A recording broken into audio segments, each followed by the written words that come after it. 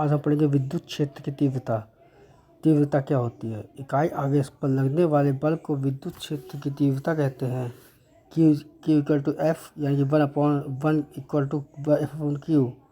F upon Q equal to E यानी कि ई को हम विद्युत क्षेत्र की तीव्रता कहते हैं। एफ का मान रखने पर एफ का मान होता है 1/4 epsilon naught epsilon 0 into Q1 Q2 upon R square upon Q. E equal to होता है 1/4 epsilon naught epsilon 0 into Q1 upon R square. 4 coulomb पर यदि 48 न्यूटन का बल लगता हो तो विद्युत क्षेत्र की तीव्रता ज्ञात करें। E equal to F upon Q. Formula put करने पर वैल्यू 48/4 यानी कि 12 न्यूटन पर कूलाम। 18 कूलाम का आवेश 6 मीटर की दूरी पर स्थित है।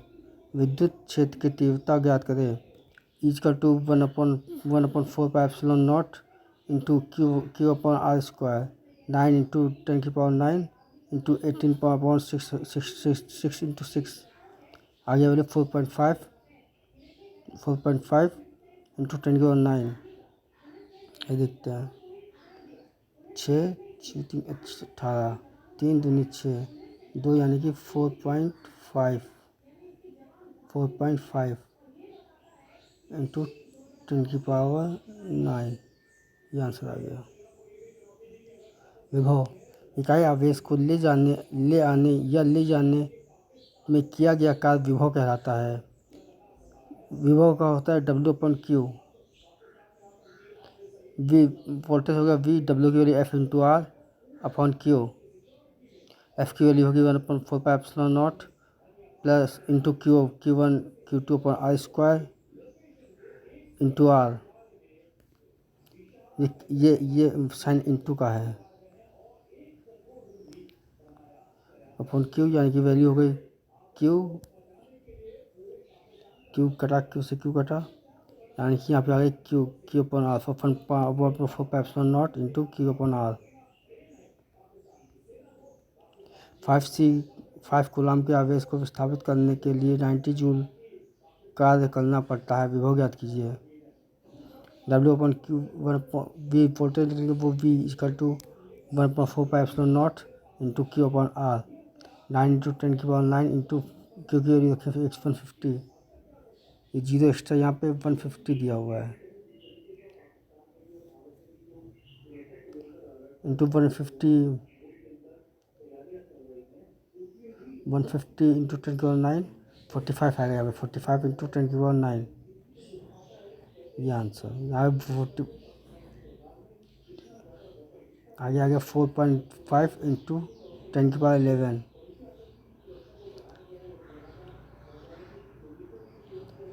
12 वोल्ट के एक आवेश का 3 मीटर की दूरी पर तीव्रता क्या होगी? इसमें वोल्टेज दिया है 12, आर दिया हुआ है 3 और ई निकालने की वैल्यू फॉर्मूला होता है E equal to V upon R. Value put करेंगे वोल्टेज दिया हुआ है 12 अपॉन ये 3 इंटू ये 4 आ गया 4 वोल्ट पर मीटर। तीव्रता का विभव में संबंध ई इक्वल टू 1 तीव्रता upon 1/4 epsilon naught into Q upon R square. इसमें से 1/4 pi naught R 1/4 epsilon naught into Q upon R और आर को हम अलग कर देंगे 1/4 को। ये क्या है तो इसकी वैल्यू हो जाएगी V अपॉन आर। वोल्टेज को हम रखते हैं 1/4 epsilon naught into Q upon R. 4 metre की दूरी पर रखे एक आवेश को 20 वोल्ट का विद्युत आवेश दिया जाता है। तीव्रता ज्ञात कीजिए। फॉर्मूला होता है तीव्रता ज्ञात करने का E equal to V upon R. V equal to दिया 20 वोल्ट और आर दूरी दी है 4 मीटर।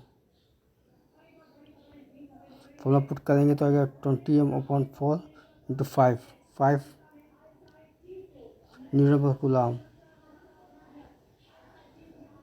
विद्युत द्विध्रुव दो समान किंतु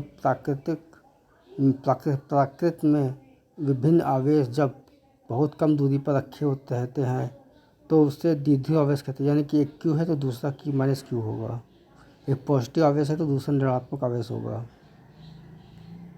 द्विध्रुवीय आघूर्ण द्विध्रुव के आवेश तथा उनके बीच की दूरी के गुणनफल को द्विध्रुवीय आघूर्ण कहते हैं।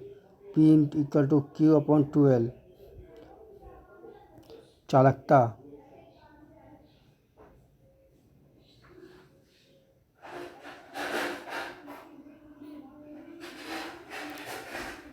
चालकता धारा ले जाने की क्षमता को चालकता कहते हैं। चालकता जितनी अधिक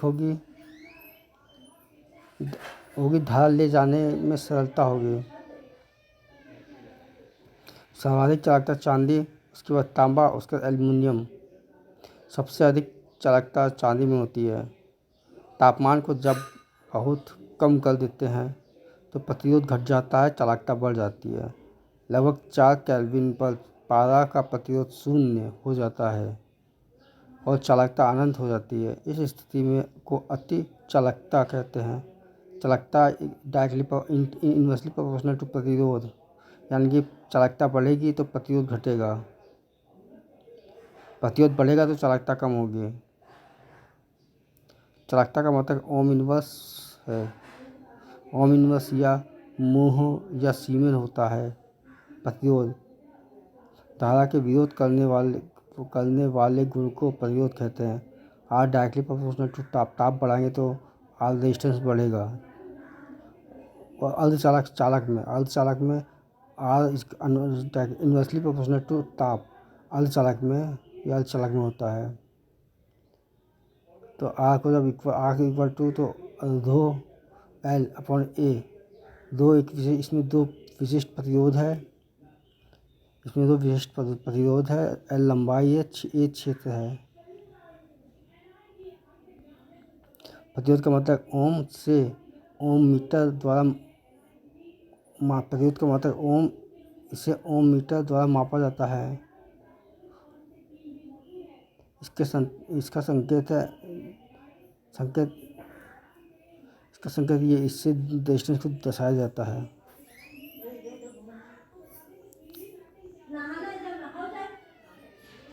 उस प्रतिरोध को मेगा द्वारा मापते हैं। अज्ञात प्रतिरोध को व्हाइट स्टोन ब्रिज के द्वारा मापते हैं। तापमान बढ़ाने से अर्धचालकों का प्रतिरोध घट जाता है। विशिष्ट प्रतिरोध चालक की एक विशेष गुण है। यह लंबाई, चौड़ाई, ताप बढ़ाने से प्रभावित नहीं होता है, अर्थात वह पदार्थ की प्रकृति पर निर्भर करता है। इसकी मात्रा आप पर निर्भर नहीं करता है। विशिष्ट प्रतिरोध का मतलब ओम मीटर होता है। क्षेत्रफल बढ़ाने से प्रतिरोध घट जाता है अतः मोटे तार का प्रतिरोध कम होता है। लंबाई बढ़ाने से प्रतिरोध बढ़ जाता है अर्थात पतले तार में प्रतिरोध ज़्यादा होता है। 10 मीटर लंबे सोने के तार का विशिष्ट प्रतिरोध Q ओम मीटर है, तो 40 मीटर लंबे तार का विशिष्ट प्रतिरोध क्या होगा? Q ओम मीटर होगा, क्योंकि विशिष्ट प्रतिरोध प्रकृति पर निर्भर करता है, न कि मात्रा पर नहीं। यदि लंबाई को n गुना बढ़ा दिया जाए तो प्रतिरोध भी n गुना हो जाएगा।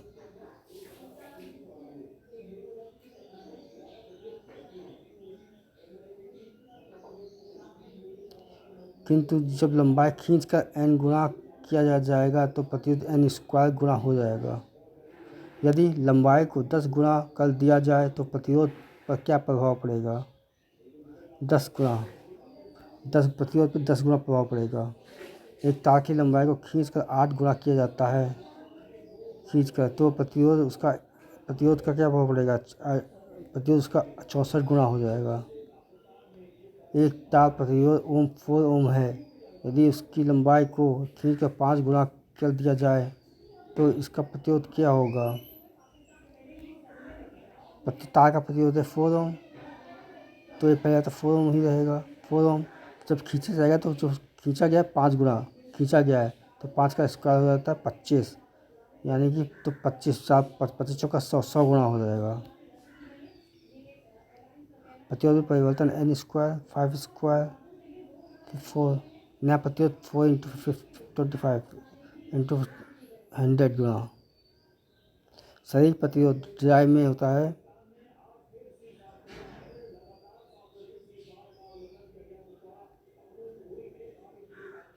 1,00,000। शरीर का प्रतिरोध ड्राई जब होता है तो 1,00,000 होता है, और जब वेट होता है तो 1,000 होता है।